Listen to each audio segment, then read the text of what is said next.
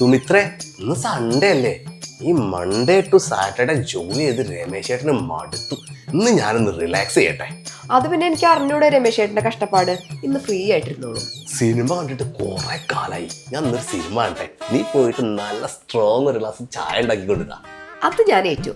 രമേശ് ചേട്ടന്റെ ഒരു വെറൈറ്റി ചായ ഞാൻ ഇപ്പൊ ഉണ്ടാക്കിക്കൊണ്ടുവരാം.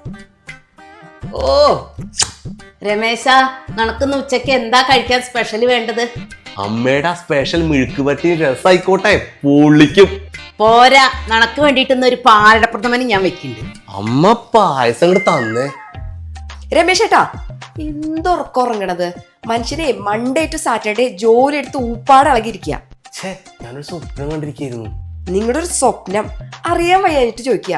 നിങ്ങൾക്ക് ഈ വീട്ടിൽ എന്ത് പണിയുള്ളത്? പിന്നെ രമേശന് എല്ലാ ദിവസവും ഇവിടെ പണിയല്ലേ? അതമ്മ പറഞ്ഞ കറക്റ്റാ. രമേശ് ചേട്ടൻ കുറെ നേരം റെസ്റ്റ് എടുക്കും, എന്നിട്ട് അതിന്റെ ക്ഷീണം മാറ്റാൻ വേണ്ടിട്ട് കുറെ നേരം കിടന്നുറങ്ങും. അല്ലാണ്ട് വേറെ എന്ത് പണിയുള്ളത്? അത് വലിയൊരു പണിയല്ലേ? മനുഷ്യനെ സ്വസ്ഥമായിട്ടൊന്നും ഇരിക്കാൻ സമ്മതിക്കില്ല. നിങ്ങൾക്കറിയാലോ, സൺഡേ നിങ്ങൾക്കാണ് ഡ്യൂട്ടിന്ന്. പോയി വീട്ടിലുള്ള സാധനങ്ങൾ മേടിച്ചോണ്ടിരും. മനുഷ്യനൊന്നും ഉറങ്ങാനും സമ്മതിക്കില്ല. സഞ്ജിതാ മോനെ, സാധനങ്ങൾ മാത്രം മേടിച്ചു കൊടുന്നാ പോരാ, കുക്കിംഗ് നീ തന്നെയാണ് ചെയ്യേണ്ടത്. എനിക്കും വേണ്ടി റെസ്റ്റ്. ഓ, ഈ സൺഡേ നാളേക്കുമ്പോ തന്നെ മനുഷ്യന് ടെൻഷനാ. സൺഡേ ആരാണാവോ കണ്ടുപിടിച്ചത്? രമേശ, പോവല്ലേ, ഇങ്ങോട്ട് വാ. ഓ, ഇതാ അമ്മമ്മ പുറകുന്ന് വിളിക്കുന്നു. എന്താ?